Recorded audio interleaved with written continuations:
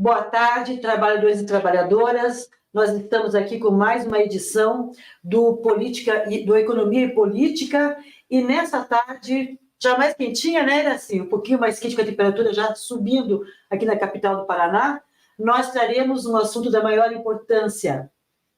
Na tarde de ontem, foi assinado pelo presidente Lula a lei que estabelece que, a partir de agora, o salário mínimo, que é utilizado como base para pagamento de milhões de aposentadorias nesse país, entre outros ganhos que também que tem como base o salário mínimo, passará a ter uma valorização, ou seja, não será mais indexado somente à inflação. O nosso economista aqui, Rafael Duro, vai explicar durante essa tarde, mas a partir de agora, o nosso salário mínimo ele vai ter um valor acima da inflação.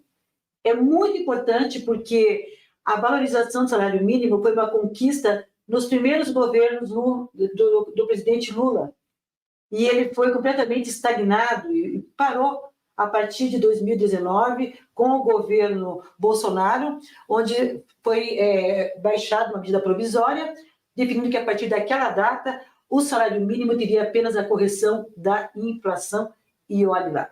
Então, nós estamos em festa, né, Iraci? Estamos em festa, temos o que comemorar. O governo Lula ainda está em seu início, mas já dando sinais de que vai realmente se debruçar, não só ele, como todo o seu governo, para as pessoas que mais precisam.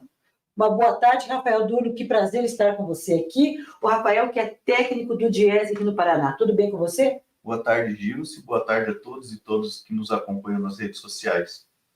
Prazer estar aqui. O prazer é nosso, muito obrigada. Querido Iraci, uma boa tarde, que bom, é uma honra tê-lo aqui, nosso presidente, talvez não esteja assistindo agora, mas foi um pedido muito importante dele. Esse estúdio, assim como toda a parte de infraestrutura, de tecnologia, de lógica, que você bem sabe que ele é extremamente atuante nesta área, e hoje ele fez um pedido especial. Gilson, veja se o doutor Iraci, com toda a agenda dele, mas que ele pode estar aqui conosco, e queria muito que você visse o último sonho dele, né? Não o último sonho, mas eu acho que pelo amor de Deus, né? Vida longa ao nosso presidente. Mas, assim, é um projeto que ele está debruçado nesse momento, não só esse estúdio que ele está aqui ainda em teste, mas ele vai montar 2 estúdios profissionais na nossa antiga sede, lá na Meia Lins. Uma boa tarde, que bom que você está aqui. Boa tarde, prazer em ver isso aqui. Boa tarde, companheiros e companheiras que nos assistem. Que bom. Então, nós vamos começar já com o nosso tema. Eu vou passar... uma boa tarde também do João Guilherme Vargas Neto, o que era nosso mago de todas as manhãs, agora é meu mago de todas as tardes. João Guilherme, você está aqui na sala, está me ouvindo, em condições de dizer boa tarde? Estou, é claro, acompanhando a abertura, saudando o Iraci, o Rafael, muito satisfeito. Que bom, tranquilo. Então está. Vamos começar aqui, então, a nossa fala, Iraci e João, se vocês me permitem. A gente vai começar agora aqui pelo Rafael, que ele, como economista, ele vai fazer aqui uma análise para nós, né? Eu fiz aqui uma preliminar, fiz aqui uma atualização dos dados, mas eu gostaria que você aprofundasse, explicasse para nós por quê, né? Se é que tem uma explicação, mas essa mudança lá do governo Bolsonaro é uma promessa de campanha do governo Lula retomar a valorização do salário mínimo, e eu falei aqui que é um índice importante para os nossos aposentados e aposentadas, mas eu queria que você também colocasse aqui quais são os outros pagamentos que também são indexados pelo salário mínimo. É com você, Rafael. Obrigado, Gilce. Certamente tem uma explicação, né? Eu vou tentar colocar ela aqui de uma maneira um pouco mais clara, mas claro, é bom a gente sempre contextualizar, né? Sim. Essa política de valorização do salário mínimo acima da inflação, ela começou lá no segundo governo do atual presidente Lula, né? Que era ex, agora é atual novamente, e ela foi transformada numa política em termos de lei a partir do governo Dilma, em 2011. Certo. E ela permaneceu até que recentemente a valorização acima da inflação, ela deixou de ser realizada, né? Pelo menos nos últimos 4 anos, isso não vinha acontecendo. E como você disse, né, para aquele momento ali nos últimos 4 anos, era uma política deliberada do governo, né, uma política deliberada de não fazer a valorização do salário mínimo acima da inflação. Sim. E na campanha, o presidente Lula, ele propunha, né, retomar essa política de valorização do salário mínimo acima da inflação. Após ganhar as eleições na equipe de transição, já se debatia isso, mas sem muito espaço para fazer isso, né? Então, quando chega em janeiro de 2023, o salário mínimo, que era 1.212 e o ano passado, ele passa a ser 1.302. Tá. E agora, em 1º de maio, ele assinou uma medida provisória que elevou o salário para 1.320. Né? Sim. E o que compõe isso? Bom, basicamente, esse aumento, ele recompõe a inflação, que foi de 5,79 no período do ano passado, medida pelo INPC, e dá um ganho real de mais 2, alguma coisa, 2,4, se eu não me engano, de ganho real, né? 2,8, perdão, de ganho real. Então, isso é uma política bastante importante, porque, né? Lógico, tem esses fatores que você falou, e eu vou trazer alguns dados, mas como o salário mínimo ele ficou sem ter essa recomposição da inflação acima da inflação, perdão, com ganho real, o trabalhador vai perdendo o poder de compra ao longo do tempo, né? Mas não só isso. Em termos de distribuição da renda a nível nacional, a nível macro, a gente também tem que a participação do rendimento do trabalho dentro da composição da renda gerada, ela diminui, porque você tem uma parcela significativa de trabalhadores que ganham o salário mínimo, e à medida que o salário mínimo ele não avança com a incorporação da produtividade, que foi o que aconteceu, então a gente tem uma perda da parcela daquilo que é gerado de riqueza em termos de salário em relação às demais formas de gerar riqueza, né? Então teve essa diminuição e agora a ideia é fazer expandir novamente, né? Então esses seriam os principais motivos. Mas, além disso, né, como você disse, quais são os principais impactos? Bom, lá no texto, né, de que explica por que o governo assinou essa medida provisória e enviou para o Congresso, tem algumas projeções que foram feitas, né, mas no regime geral de previdência social, que tem base no salário mínimo, é estimado que para esse ano, ainda para 2023, você tenha, né, um acréscimo de 3,3 bilhões de reais. Isso vai ser distribuído para a população, né, através do regime geral de previdência sociais, para os aposentados.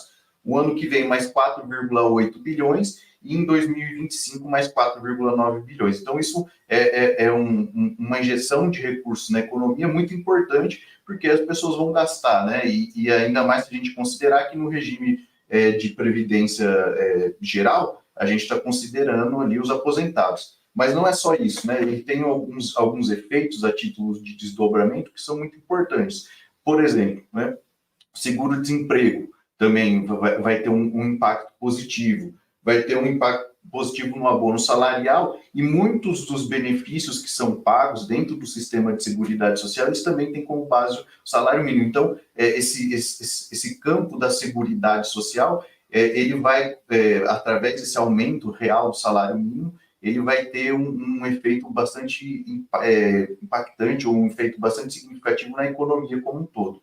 Então, de fato, essa política que deixou de ser implementada, mas agora voltou com o governo Lula, ela é importante em termos de efeitos na economia nesse sentido, porque você coloca a renda na mão do trabalhador, mas, ao mesmo tempo, você distribui de uma maneira mais justa, né? Embora a gente saiba que ainda é bastante longe, bastante aquém daquilo que a gente espera, mas você distribui de uma maneira um pouco mais justa aquilo que é produzido para os trabalhadores, né? Principalmente aqueles que ganham salário mínimo. É mínimo, né? A gente espera que seja um pouco mais, mas é mínimo, mas ainda assim você tem um ganho a despeito de todos esses problemas.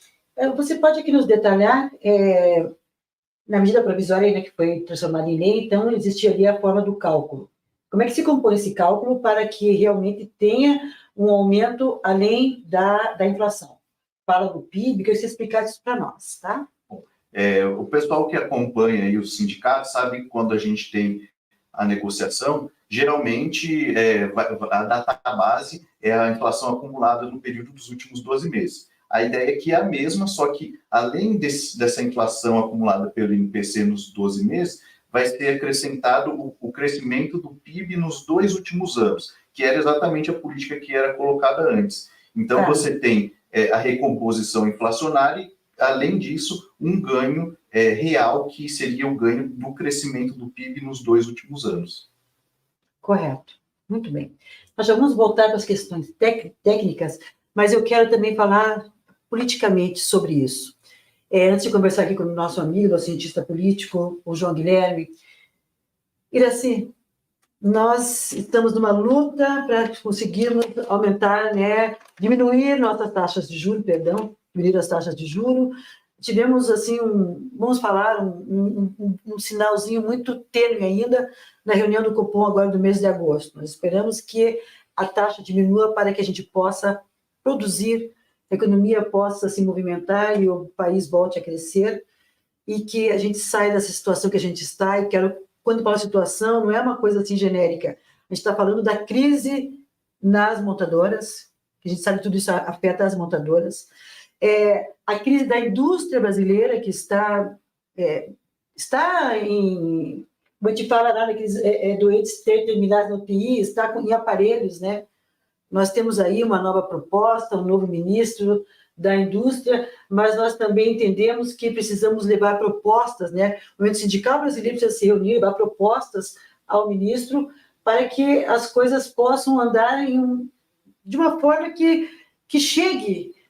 Tudo está muito lento, a gente entende que é o início de governo, isso é natural, mas nós precisamos que as taxas de juros baixem, que o salário mínimo seja valorizado e que nós tenhamos realmente uma oferta de emprego e que a indústria, não só a indústria, mas o comércio, todo o setor, né, que gera riquezas, que ele se modernize e que possa gerar postos de trabalho.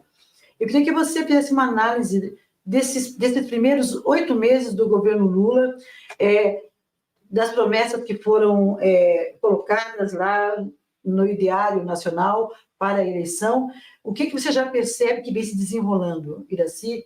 Você que acompanha o movimento sindical há mais de 50 anos e que tem uma ultra experiência, né, nesse campo. Como é que você tem visto os passos, os desdobramentos, as ações do governo Lula? Gilce, eu vou fazer uma análise até me focando basicamente nessa legislação do aumento do salário mínimo.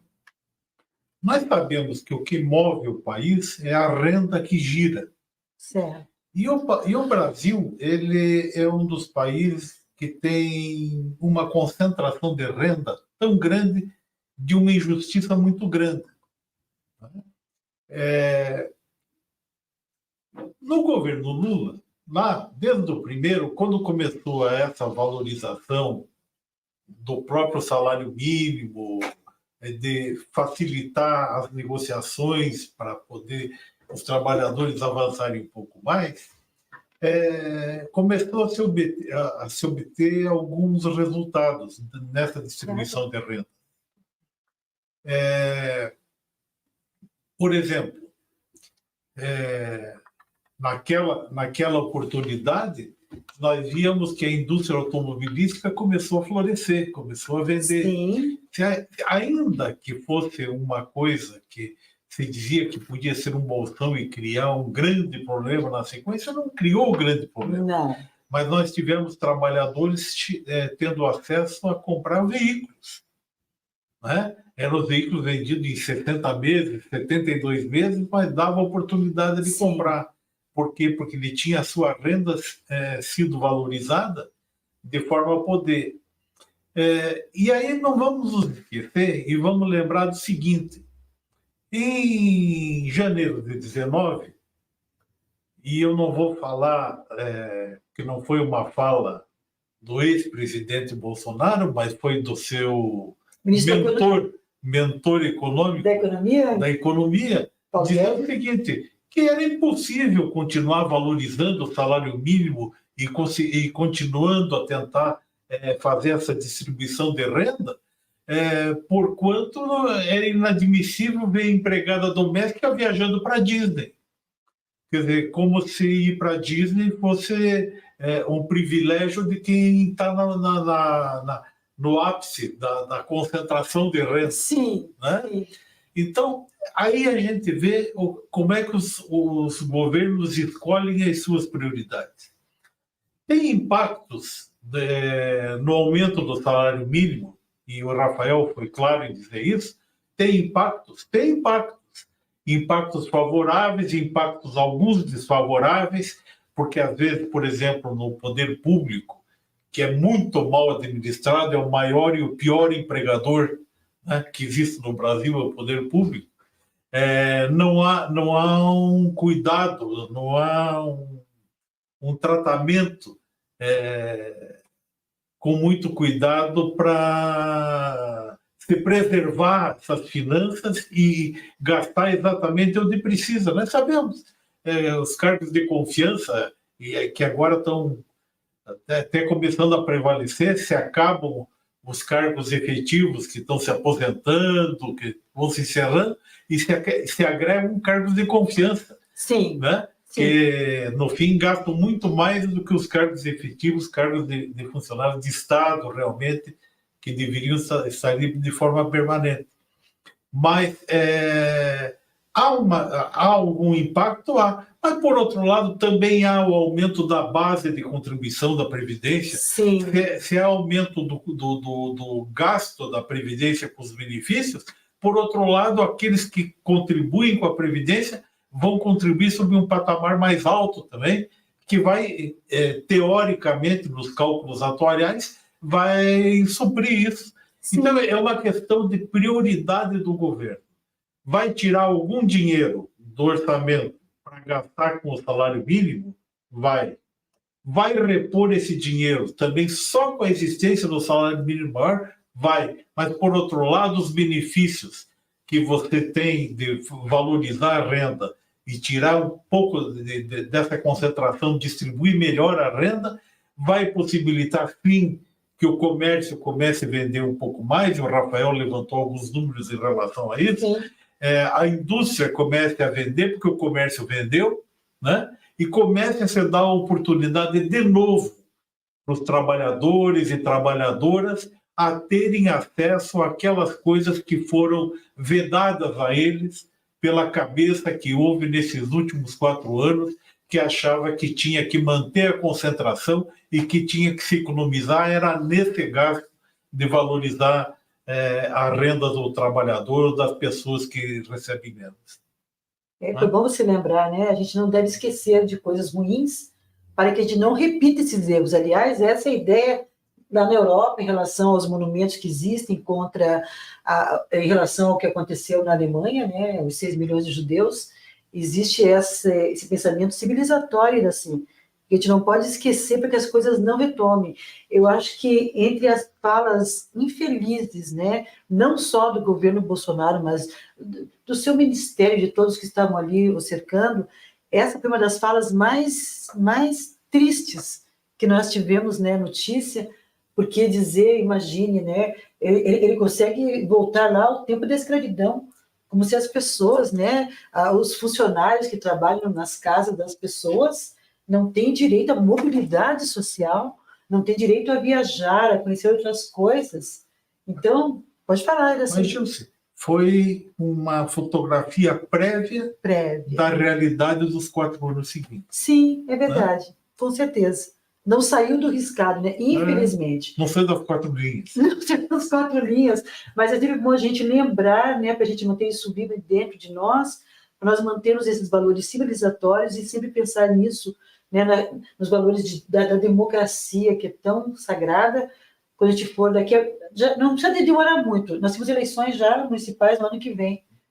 E a gente tem falado muito aqui no nosso programa em relação à importância da conscientização das pessoas, de não se concentrar quando tem eleições, digamos, no caso agora são municipais, de pensar só nos prefeitos. Tem que pensar também na Câmara.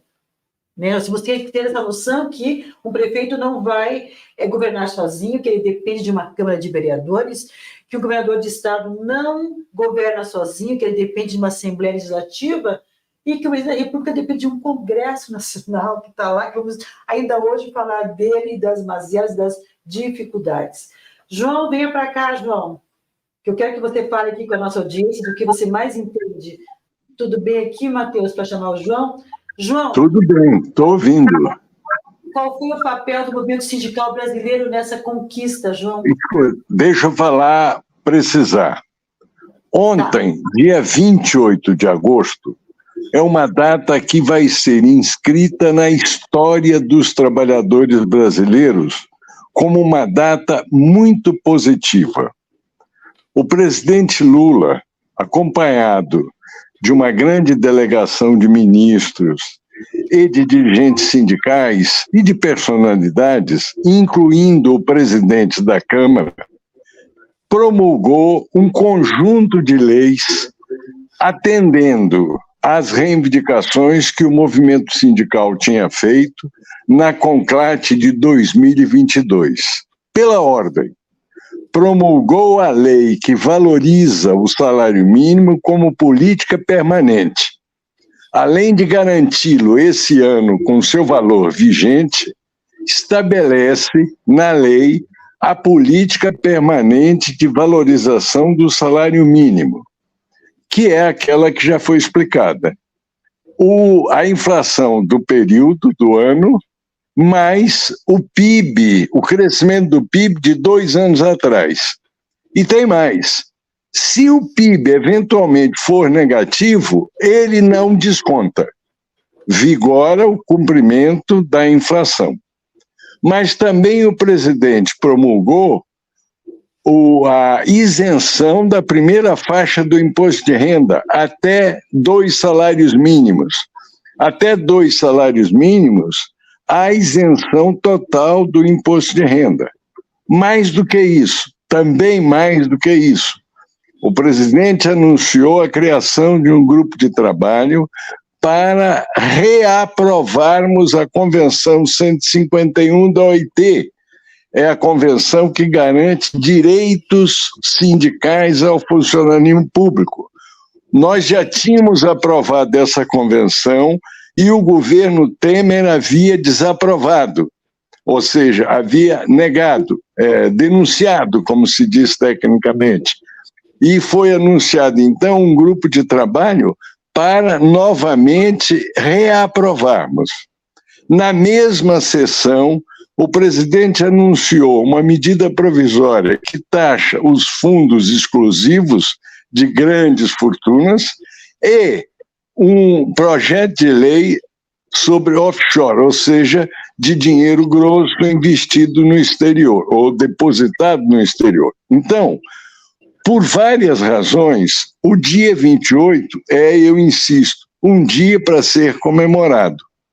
Se vocês observarem, a mídia grande não esclareceu isso, tanto que o que eu estou falando pode até estar parecendo surpresa para muita gente, porque os meios de comunicação, a começar do Jornal Nacional e os 4 grandes jornais impressos, não se dignaram a noticiar isso que eu falei. Ou seja, no dia 28 de agosto, foi promulgada a lei que garante o salário mínimo e a política de valorização permanente, foi isentada a primeira faixa do imposto de renda até 2 salários mínimos, foi criado o grupo de trabalho para reaprovar a Convenção 151, foi enviado uma medida provisória que taxa os fundos dos grandes ricos e um projeto de lei de quem tem dinheiro no exterior, dinheiro grosso no exterior. Então, desse ponto de vista, o dia 28 é um dia para ser comemorado. Como a mídia grande se alienou interesseiramente sobre os temas dos trabalhadores, é uma tarefa do movimento sindical repercutir o que anda acontecendo. A exemplo do que o nosso sindicato está fazendo agora. Esse programa do sindicato já é o cumprimento dessa tarefa, ou seja, divulgar ao máximo possível o que aconteceu ontem, dia 28. Deixa eu explicar. Existia a medida provisória do salário mínimo vigente. Existia também, proposto pelo governo, um projeto de lei da política permanente de valorização. Quando houve a aprovação final na Câmara da medida provisória, o relator do projeto de lei de conversão introduziu na medida provisória que estabelecia o salário mínimo desse ano a política permanente do mínimo. Vamos dizer, claro, um jabuti do bem. Com a aquiescência do presidente da Câmara, o Lira, isso passou. Ao passar, pôde virar lei, como é a Lei 14.663, que é a lei agora que estabelece a política permanente do salário mínimo. Grande vitória do presidente Lula, esforço pessoal, cumprimento de promessas das reivindicações que tínhamos feito em 2022 na Conclate, e que siga essa carruagem com o movimento sindical, tendo a compreensão da necessidade de ele, com seus sistemas de informação, como estamos fazendo aí em Curitiba, explicite para a base, para a sociedade, as vantagens obtidas a partir do dia de ontem. Muito bem, João.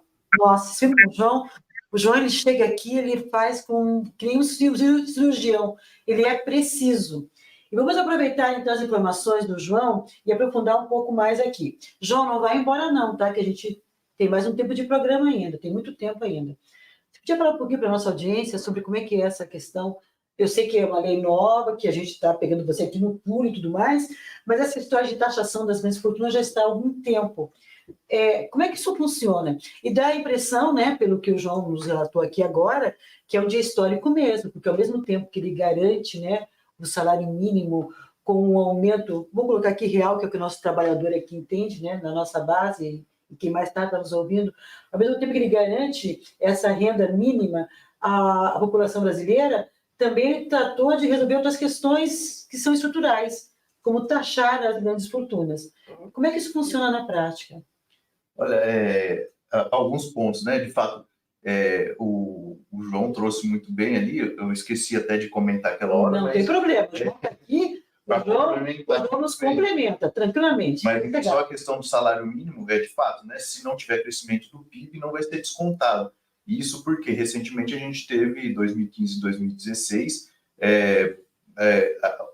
o PIB ele decresceu, né? Então aí, sim, nesse caso, você teria 2 anos com decrescimento do PIB, você fala, bom, agora a gente desconta do salário menos.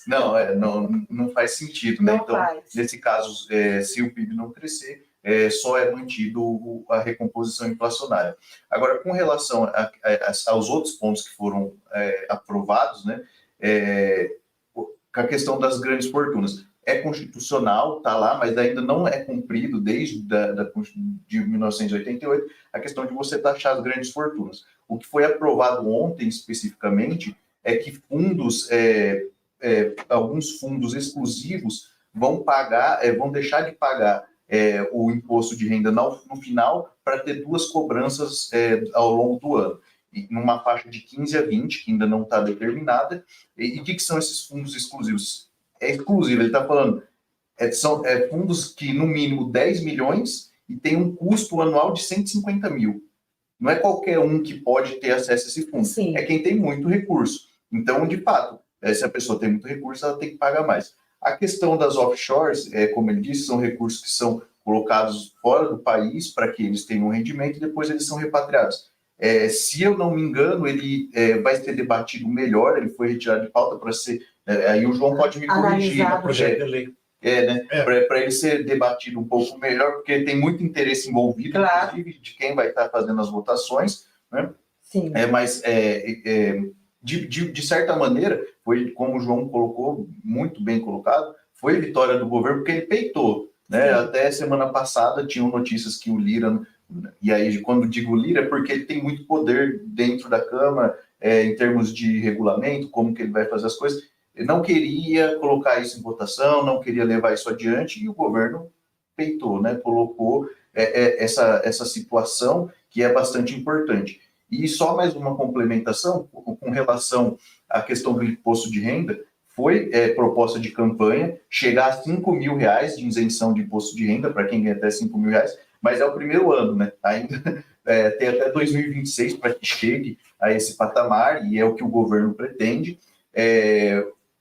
Até o ano passado, se eu não me engano, o valor correto era 1.968 ou 38, e agora ele passou para 2.112, só que aí você tem a opção de fazer a redução de 528 e dar os 2 salários mínimos. E isso é importante não só para a primeira faixa, que ganha até 2 salários mínimos, para as demais também, por conta da base de cálculo, né? Que aí você tem essa questão progressiva, e aí você vai colocando para as camadas que ganham acima de 2 salários mínimos um valor também tributável que é reduzido, né? Então, foram, de fato, vitórias bastante significativas do governo em termos de aprovação, e principalmente no sentido de buscar, através dessas medidas, como, por exemplo, a taxação desses fundos exclusivos, uma redistribuição de renda mais adequada, né? A reforma tributária, ela teve uma parcela, uma parte dela que foi aprovada, que é a questão da tributação sobre consumo, principalmente. Depois virá, ou pelo menos o Haddad prometeu que virá a parte da reforma referente à renda, mas já é um passo bastante significativo no sentido da gente buscar uma melhor distribuição de renda a partir do aspecto fiscal. Então, acho que isso é bastante importante mesmo. Se me permitir só fazer uma acréscimo aí. Na verdade, o que houve, eu vi ontem o ministro Haddad até falando sobre isso, foi não uma tentativa de onerar os que têm aplicações de fortuna, mas de trazê-los a uma igualdade. Por exemplo, se você pega R$10.000 e bota num fundo, você, a cada 6 meses, o imposto de renda vai e come um pouco do teu fundo. Eles chamam até na gíria do setor de come cota. Quer dizer, o imposto de renda vai lá e tira um pouco já do que você teria de valorização daquilo. E essas grandes fortunas que têm os fundos exclusivos, e que o número é assim, são 2.500 contas no Brasil, e que tem um acumulado de 750 bilhões de reais. Então, nós estamos falando de 2.500 pessoas com 750 bilhões de reais e que não pagavam exatamente nada. Entendi. Entendeu? Então, o camarada pega e aplica 50 milhões, aplica num fundo que vai vencer daqui a 5 anos. E aquele dinheiro ele não precisa, ele deixa lá, aquele dinheiro fica rendendo para ele e não paga imposto de renda até retirar esse dinheiro daqui a 5 anos. Então, na verdade, o que está sendo é igualando essa situação com aqueles que tinham aplicado menos valor. Tá? Não é que se criou um ônus de perseguição a quem tem mais. Claro que não. Foi justo com quem tem menos, porque faz eles serem igualados, pelo menos isso. Sim, que é exatamente a ideia do governo Lula, né? A ideia de distribuir renda. Exatamente. Por isso que a gente vai voltar ainda depois aqui, foi muito bom que o João fez a intervenção da forma como ele fez, mas a gente já precisa discutir isso, né? Porque a grande imprensa acaba fazendo uma cobrança muito ferrenha do governo Lula e a gente acompanha até pela grande imprensa alguns analistas falando que estão até surpresos com alguns passos. O arcabouço fiscal, a própria aprovação agora em julho, da reforma tributária, da forma como foi, é uma grande conquista. Eu repito sempre aqui, o João sempre fala que as reformas só são possíveis no momento de revolução. Acho que eu vou esquecer aqui agora, mas daqui a pouco o João me ajuda. Ele fala que é só em revolução e constituinte, e ter conseguido fazer uma reforma em que se pese que ainda é sobre uma reforma tributária de consumo. Há uma promessa de se discutir renda, né, Iraci? Que a próxima fase da nossa reforma vai chegar no nosso salário, né? embora o que está acontecendo hoje já chega no nosso bolso, porque nós compramos. Mas eu queria ainda me concentrar na pauta do João. Você chegou a esclarecer aqui 3 pontos e falta 1. Caso você também ainda não tenha tido, né, porque é tudo muito recente, gente, e eu hoje convidei aqui o Rafael rapidamente, então a gente entende que nem todos os temas foram aprofundados, né, em relação a estudos. Mas a questão que o João falou ali sobre a convenção, que vai atingir também os trabalhadores, né, do serviço público, que foi assinado ontem, você pode nos dar assim, alguma informação mais aprofundada sobre isso? Ou deixamos para uma próxima oportunidade? Pode ser uma próxima oportunidade. Então Confesso que essa não, não teve posso então, completar. Então, por favor. A Convenção 151 da OIT, que o Brasil era signatário, que aderiu e depois denunciou, como o João disse, ela dá ampla liberdade de sindicalização para os funcionários públicos. Certo. Ela foi voltada atrás porque, com os problemas econômicos que houveram em certos momentos do país, as reivindicações dos funcionários públicos não tinham forma de serem concretizadas. Por exemplo, ainda hoje, na iniciativa privada, os sindicatos que buscam reajustes e negociação para os seus trabalhadores, se forem frustrados, ainda, bem ou mal, tem o sistema da greve, tem a solução pelo dissídio coletivo, pela justiça, a mediação da justiça do trabalho. Já os funcionários públicos, a justiça do trabalho, ela se dá por impedida de poder mediar isso, porque ela não consegue estabelecer um valor que possa infringir o orçamento e passar da responsabilidade fiscal que tem daquele governo. Quer dizer, não pode ser a justiça que determine a quebra da responsabilidade fiscal, né? E sabe que os governos é aquele problema das políticas, né?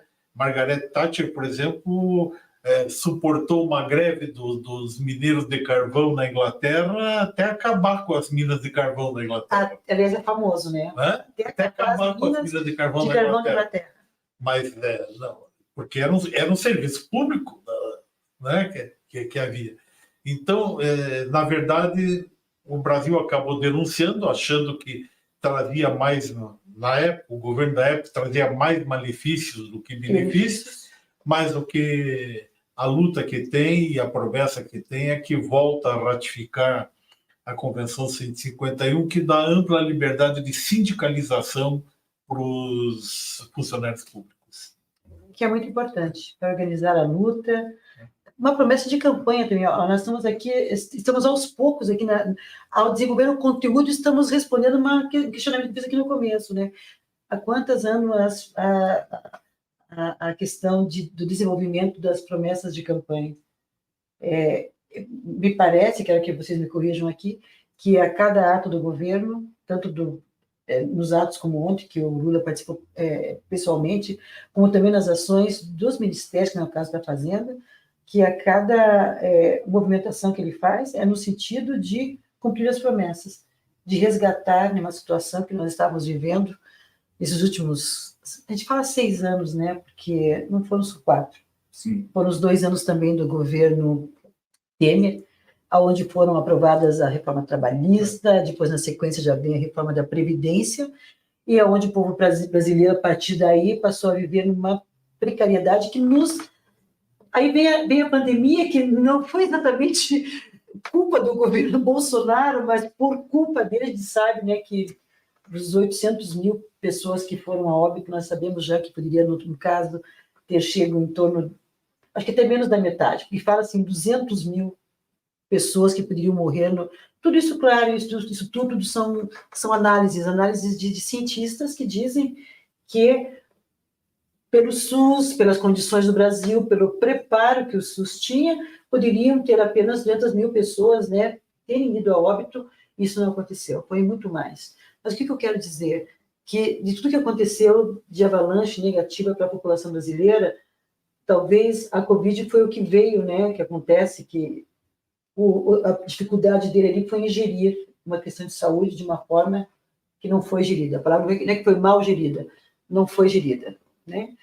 Mas nós temos percebido que todas as ações do governo são no sentido de resgatar, né? De resgatar a questão da fome, que não vai ser assim, né, Rafael? Sim. Você que trabalha com essa ciência econômica e sabe que não funciona assim. Foi um estado de coisas que levou a população brasileira a chegar nesse estado de fome, de miséria, e que nós vamos precisar de algum tempo mais, né, da boa vontade e da eficiência do nosso governo para poder resgatar a dignidade das pessoas. Que você falasse um pouco sobre isso.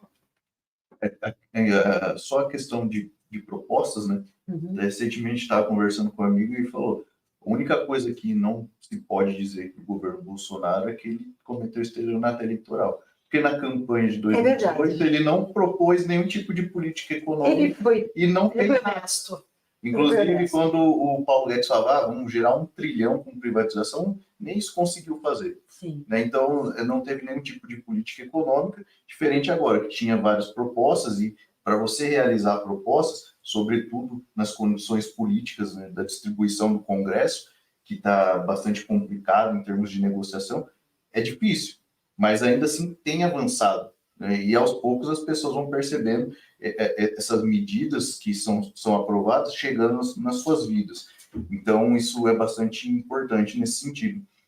Agora, o Brasil tinha saído do mapa da fome, né? Nessa última questão que você tocou, ele tinha saído do mapa da fome e ele retornou. Né? A pandemia, ela foi um agravante para isso, mas não quer dizer que antes tivesse bom. Não. É bom, em termos de contexto, é bom a gente lembrar que em outubro de 2015, o Temer apresentou a ponte para o futuro, né? Que para o futuro não tinha nada. A ponte para o precipício. Era só propostas de políticas que visavam tirar direito do trabalhador e precarizar a vida da população. Isso estava muito claro lá. E a partir do momento que ele assume, essa política é implementada de uma maneira bastante intensiva.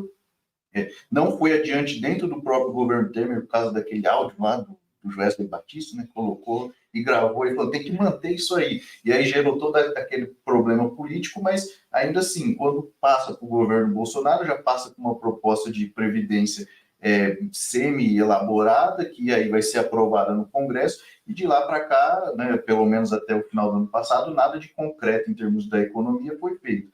Quando veio a pandemia, a situação degradante da população que já passava por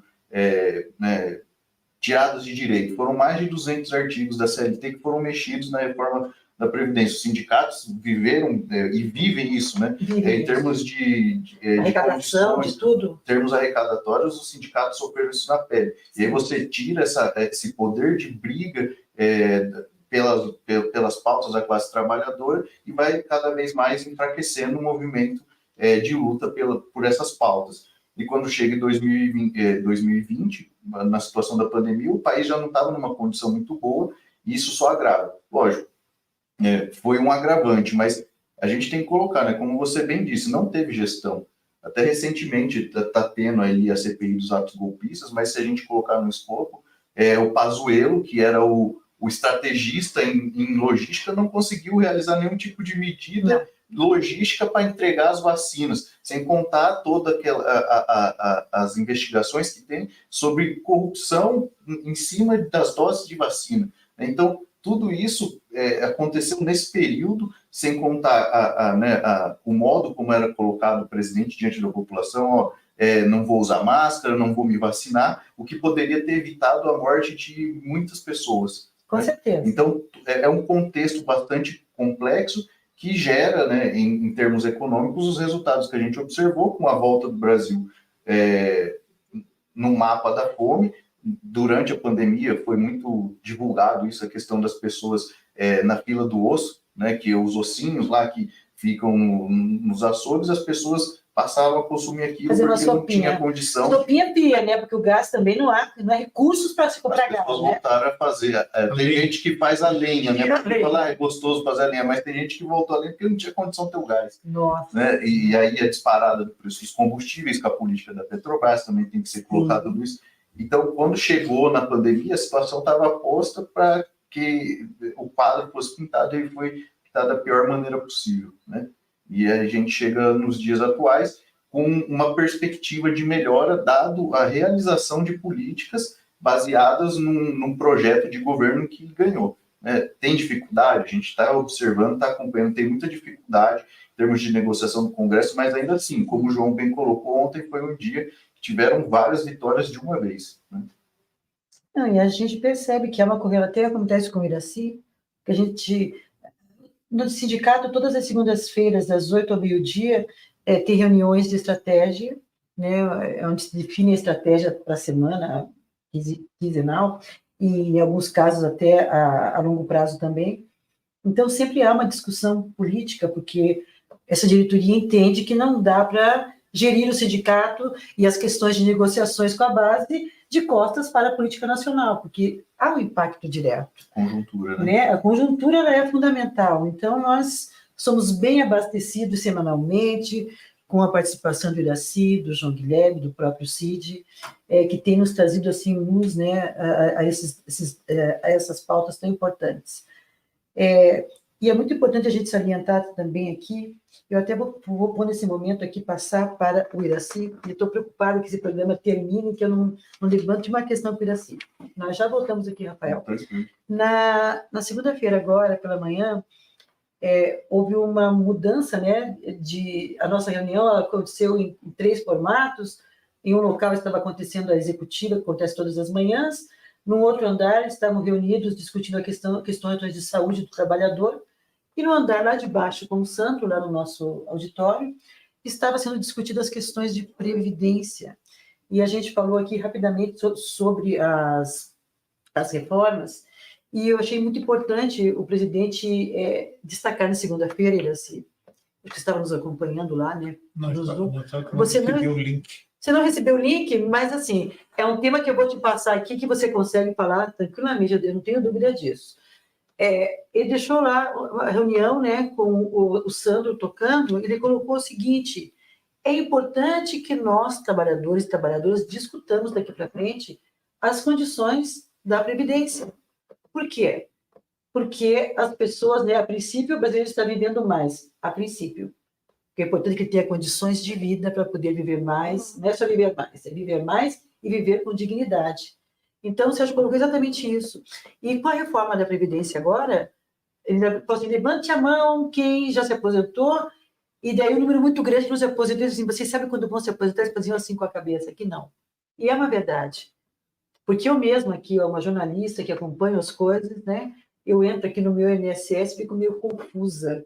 Eu acho que já é para confundir um pouco a gente, né? Então, tem essa questão da lei antiga, da lei nova, dos 50% de pedágio, dos 100%. A verdade é que quem está trabalhando agora, que não se aposentou, não está ainda em vias para daqui 2, 3 anos, os jovens que nos acompanham aqui nesse auditório, aqui nesse estúdio, por exemplo, o caso do Matheus e da Renata, talvez ele se aposente próximo aos 80 anos para pensar em 100%. Não quero assustar as crianças, mas é isso. Queria que se falasse aqui dessa iniciativa, né, do presidente de começar, né, a fazer essas reuniões segmentadas para tratar da questão da aposentadoria aqui na nossa base. Que você fale um pouco sobre isso. Não, eu acho extremamente importante que a gente comece a se informar que uma das alterações que houve na Previdência Social e que o pessoal não se apercebe é que antigamente você tinha o registro e vinha, e o INSS não tinha muito controle.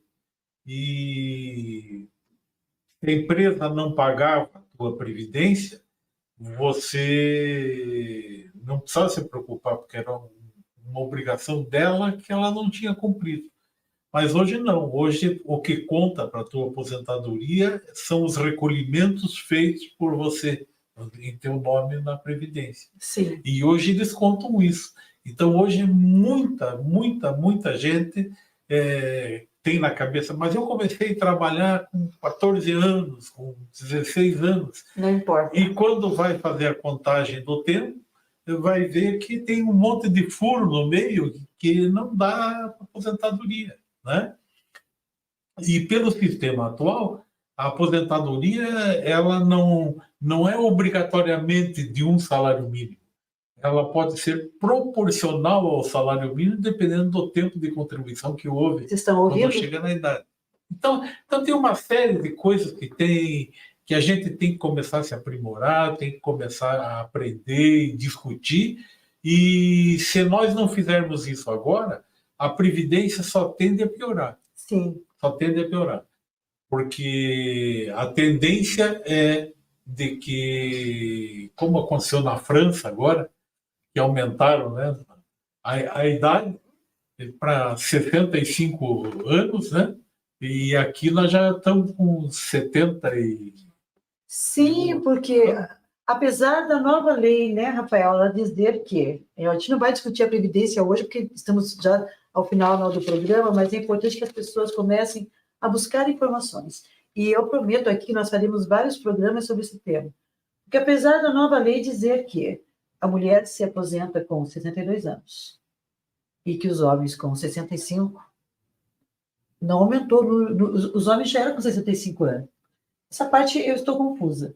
Mesmo antes da reforma, os homens já eram 65 anos, não era? Pelo que eu me lembro, sim. O número de anos dos homens não aumentou, Não, de contribuição. Só das mulheres. não aumentou, mas aumentou a exigência da contribuição. Exatamente. E também desse tempo, como você acabou de falar, é muito confuso, porque assim, tem essa coisa de 50%, o pedágio de 50%, de 100%, e para o sujeito, né, para o homem ou a mulher se aposentar bem hoje, não basta mais trabalhar 30 anos, e nem ter 62 anos, no caso de mulher, nem de homem. E eu acho que essa é a questão da nova Previdência, né, porque nós temos pessoas que estão com mais de 30, que estão com 40 anos de contribuição, homens com 63 anos, que no sindicato, por exemplo, tem alguns diretores com essa situação, e vai se aposentar, vai ver o valor ali, o valor irrisório.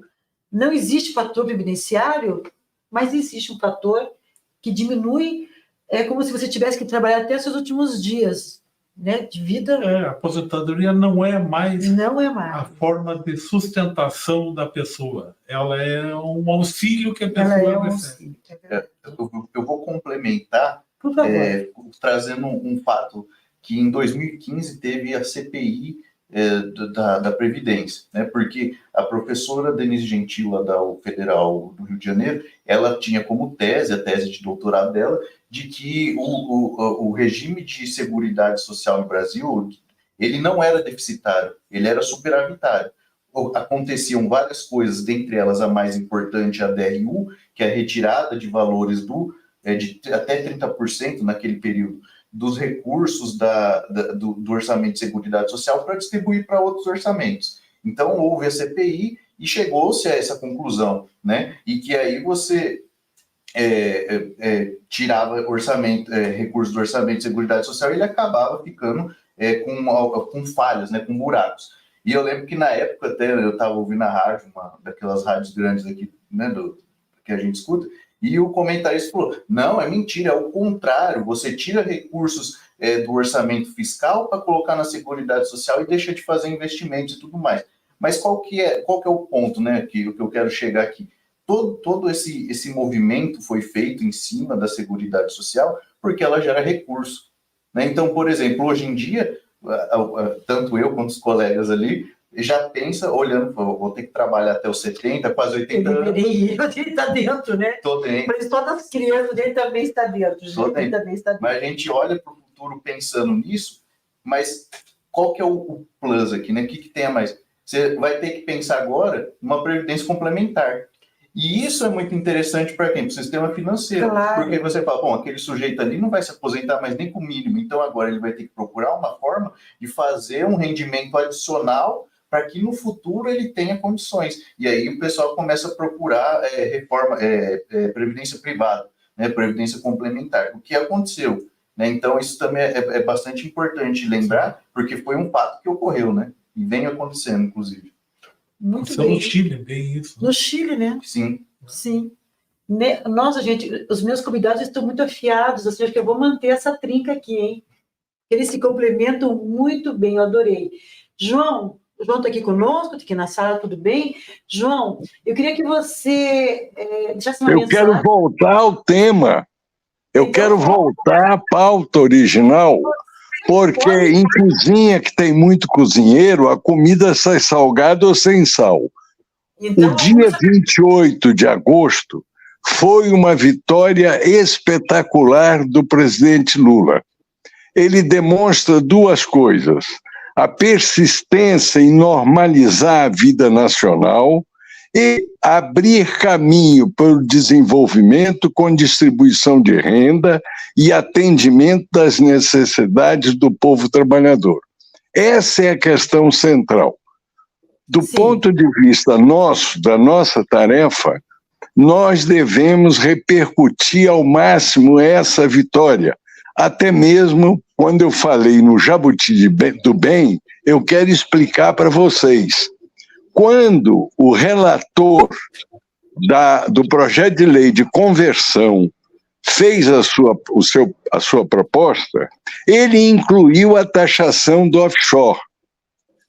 O Arthur Lira, presidente da Câmara, disse: isso não entra. Ele disse: tudo bem, tira o bode. E passou o resto. Então você vê que, com a estratégia do presidente, até mesmo um Arthur Lira foi obrigado a aceitar o eixo principal e a prioridade do governo. Desse ponto de vista, o movimento sindical precisa, levando em conta essa cortina de silêncio da mídia grande, trabalhar ativamente, sem dispersar em mínimo assuntos, trabalhar ativamente para difundir na sua base a conquista dos trabalhadores no dia 28. Política de salário mínimo permanente, isenção da primeira faixa do imposto de renda com efeito em todas as faixas, a política de valorização da negociação coletiva e do direito sindical do funcionalismo e a taxação justa das grandes fortunas. Isso é essencial, nós precisamos martelar, porque na cobertura da mídia grande, incluindo o Jornal Nacional, isso que nós estamos discutindo nesta pauta praticamente não existiu.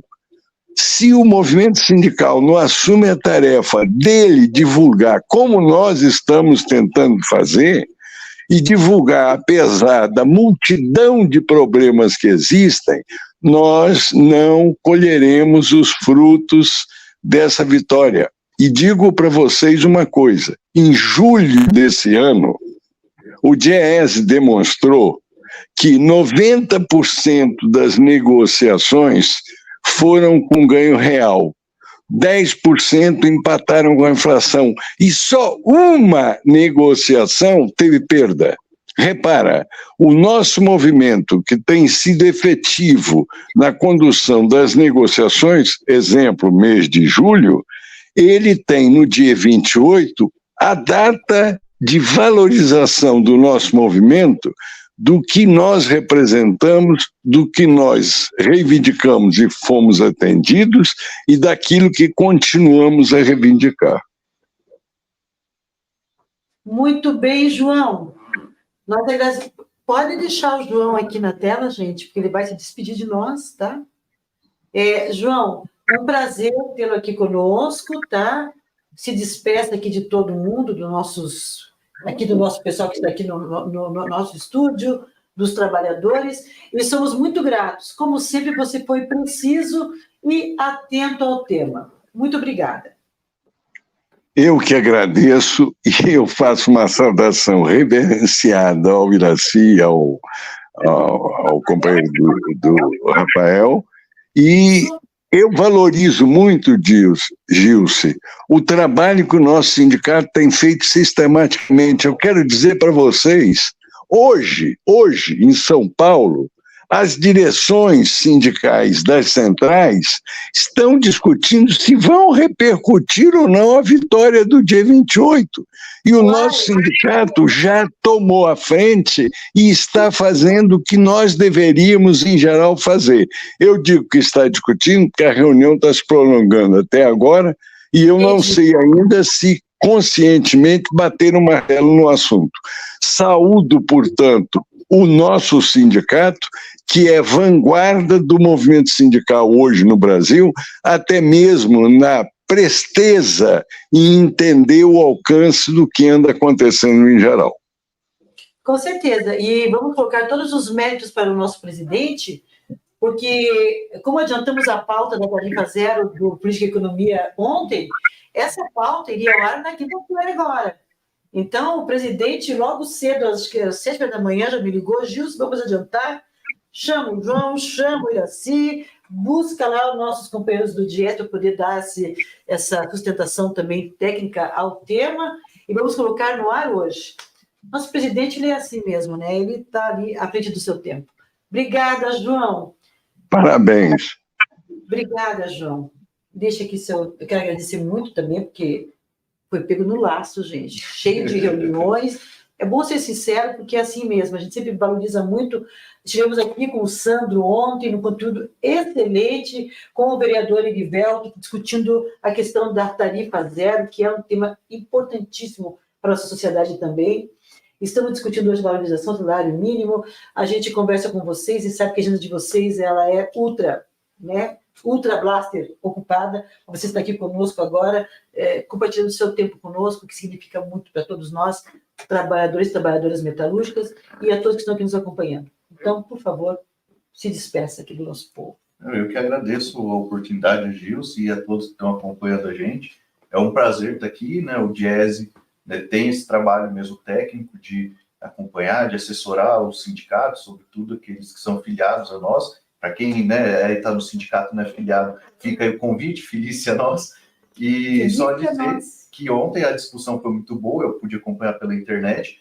Sexta-feira tem a reunião das centrais sobre a pauta da tarifa zero. Muito importante também, diga-se de passagem. Mas, mais uma vez, agradecer pela oportunidade da gente estar divulgando nosso trabalho, Sim. Contribuindo. Às vezes, né, que nem eu falei, tinha ficado só curso, eu não sabia, não. Foi uma aula que virou assim para mim, mas é importante, né? Sempre vivendo e aprendendo, mas muito obrigado pela oportunidade. Nossa, nós somos muito gratos a você. E, Iraci, você que é nosso mestre aqui, nosso mestre maior aqui, é uma honra ter você. Vamos tirar uma fotozinha no final para mandar para o Sérgio Bussi, que vai ficar bem feliz, emocionado, inclusive, eu conheço bem. Ele fica feliz de ver que você, né, está se restabelecendo, por poder vir até a nossa sede. Iraci, que passou por muitos meses só em home office, participando das nossas reuniões pelo Zoom. Então, tê-lo aqui, para nós, é uma alegria, acredite. É algo muito esperançoso e nos deixa felizes. O Rafael foi pego de surpresa, eu também fui. É tudo muito surpresa. Mas eles são bons demais, minha gente, são bons demais da conta. Eu sei quem são essas minhas pessoas, eles são ótimos.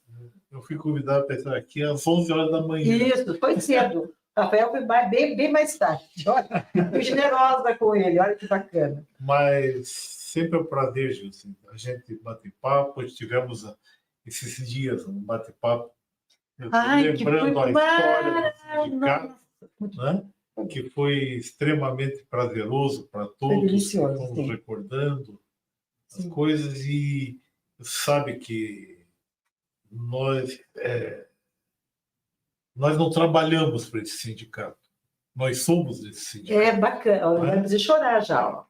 Nós somos desse sindicato. Nós somos sindicato. Então, agradecer a oportunidade, da missão cumprida para o meu presidente, estar aqui atendendo a solicitação. Sim. E dando meu boa tarde para os companheiros e companheiras que nos deram atenção, e para o João que está fora.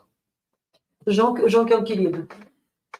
Queremos nos despedir, agradecer a nossa audiência de hoje. Algum comentário? A gente acabou... o pessoal não nos deu boa tarde hoje, é isso mesmo? Temos comentários de boa tarde, sim.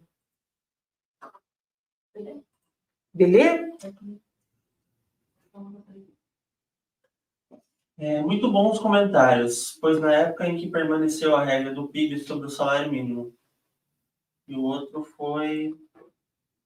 Só quem participou da luta para conseguir essa negociação de salário mínimo, inda e vindas a Brasília para que fosse assinado. Roberto Elterman.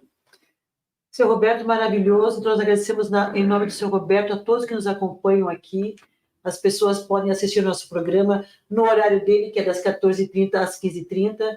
e podem também assistir a qualquer horário do dia. Só o nosso pessoal está tudo no chão de fábrica agora, mas eles podem assistir à noite, no final de semana, fazer assim uma série, que nem assiste as séries, Uma maratona. né? Uma maratona bacana, porque não só eu, como meus colegas também, o André Nojima e o Nilton Oliveira, temos aqui buscado o nosso pessoal de esportes, né, que é o Jonas e o Nilton Oliveira, e da mesma forma o André Nojima, que está tratando nesse momento de toda a pauta aqui da nossa casa, da database, das assembleias, que são temas extremamente importantes.